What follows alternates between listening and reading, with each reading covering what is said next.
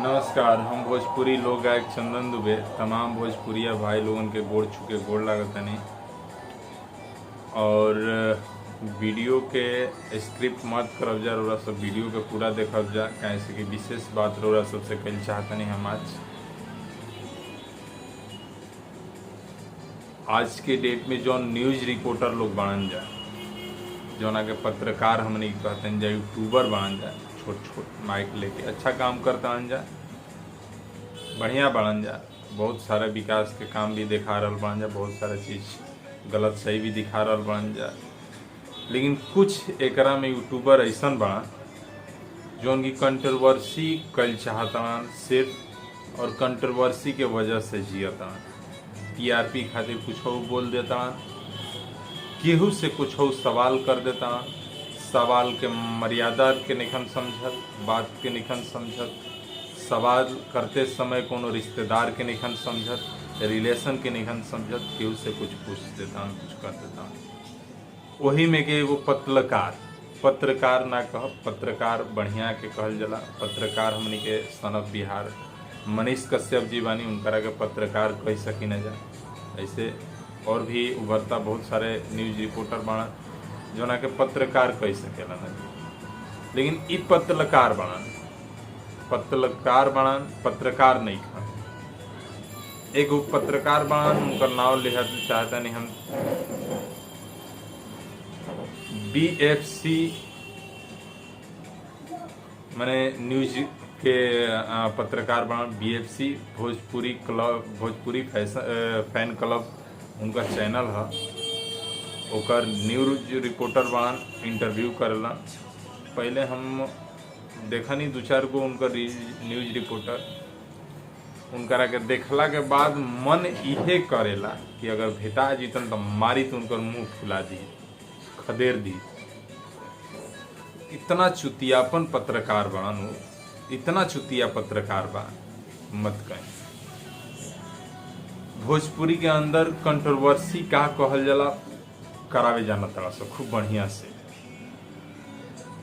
पवन खेसारी का बनन, का वहाँ लोग के बीच के रिलेशन बा, का नहीं खे। लेकिन ई सब पत्रकार जौन बनन, ई सब फैंस के लड़ावल चाहतन, जाति के लड़ावल चाहतन, जात विवाद करावल चाहतन। कोनो कलाकार जात विवाद नहीं के करत, कोनो कलाकार जाति विशेष काम नहीं के करत। लेकिन ई जौन न्यूज रिपोर्टर बनन, ई विशेष जाति जाति जाति पवन खेसारी, पांडे जी, अहिर जी क के लड़ावल चाहता।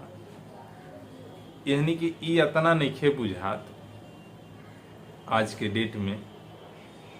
कौन तो एगो भोजपुरी में काम करे वाला राज भाई बा, ओकरा से जाके न्यूज में पूछले बा, एकरे पूछल कि भोजपुरी में पवन खेसारी लड़त रहतान, ओकरा बारे में का ओपिनियन। अब ओकरा अगला के ना बुझाइल, ना समझलस कि हमारा ये बात के कंट्रोवर्सी होई कि का होई, कहाँ डाली, कहाँ पूछी।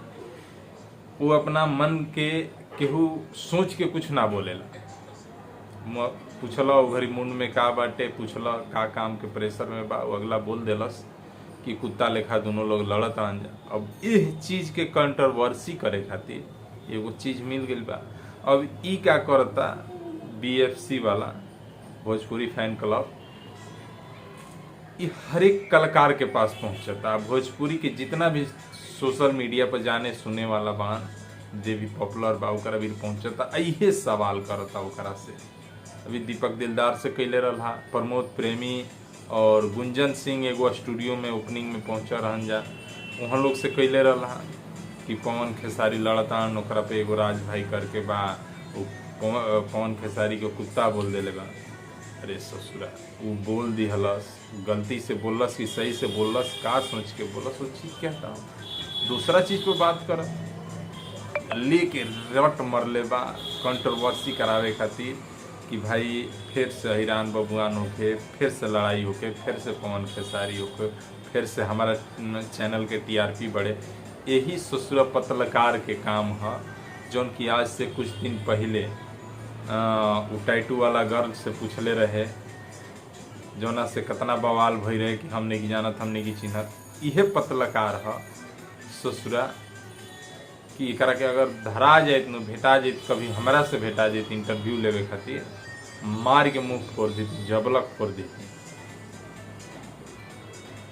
ऐसन पत्रकार बा कि आज से कुछ दिन पहले, अभी 10-15 दिन पहले टीआरपी बटोरले रहे, हाला कैले रहे, पूरा एकदम एगो के मुँह से बचल है एगो कलाकार, मैक्स हॉस्पिटल से भी निकल रहा हो, सब जानत हो कब जाओ ओकरा बारे में बात। देवरा ढोणी चटना एगो गाना आई रहे, ओकरा पर अतना मने कमेंट कैलस, अतना सब काम कैलस, अतना बवाल कैलस कि जौन कलाकार गाना गौले बा ओकरा माई बाबू तक जाके पूछ दियालस। अरे कोनो रिश्ता रिलेशन के भी समझल जाला, अगर उतना तोरा खराब चीज लागता तो एक खाली गाना गौले बा, तू 1000 बार दिन भर में वही गाना के वही शब्दवा के रटता है, तू छोड़ देते, ना रटते, ना बोलते, अश्लील कहता सा, अश्लील तोहनी के अश्लीलता फैला रहल बड़ा सा। बढ़िया चीज के कबू कहले बड़ा सा कि हाँ है बढ़िया बा, कबू हतना मीडिया में दिन भर में 50 साली देवी गीत के प्रचार कैले बड़ा सा। अतना खास करके अरोरा सबसे निरोध बाटे, जे भी भोजपुरी के न्यूज रिपोर्टर बा, चाहे कोनो भी न्यूज चैनल चला रहल बान जा भाई लोग, यूट्यूबर बान जा, वहाँ लोग से भी अनुरोध बा कि यह पत्रकार के रौरा सब इंटरव्यू मत दीजा। अगर ई भेटा जाता कहीं तो बोला के पहले एकरा के दम भर कूचे, कूचला के बाद कहीं जा एकरा के निकाल दी जाए चैनल से, चैनल के रिपोर्ट मार के ये चैनल के डिलीट करी जा। भोजपुरी फैन क्लब जौन चैनल बा एकरा के रिपोर्ट मारी जा और बहिष्कार करी जा, एकरा के निकाली जा। काहे से कि ऐसन पत्रकार जौन वास्तविक पत्रकार बान ओकरो ऊपर कलंक बन के, धप्पा बन के इच्छा रहल बा। अपने तो खुद कलंकित बाणन ही, लेकिन वो जौन ओरिजिनल पत्रकार बान उनकर के भी कलंकित कर रहल बा। तो हम चाहब, हमार अनुरोध बा, विनती बा रौरा सबसे कि ऐसन पत्रकार के रौरा सब बहिष्कार करी, बढ़िया चीज़ देखाई, बढ़िया तरीका से देखाई। ई कोनो पवन खेसारी, कोनो ढोणी चटना, कोनो चीज़ के लेके बवाल मैटर हतना मत बढ़ाई। कैसे कि जनता सर्वश्रेष्ठ बा, जनता सब कुछ समझता, और जनता जौना चीज़ के प्यार दे रहल बा ओकरा के बांटे के, ओकरा ऊपर उंगली उठावे लागो तो सब बेकार होला।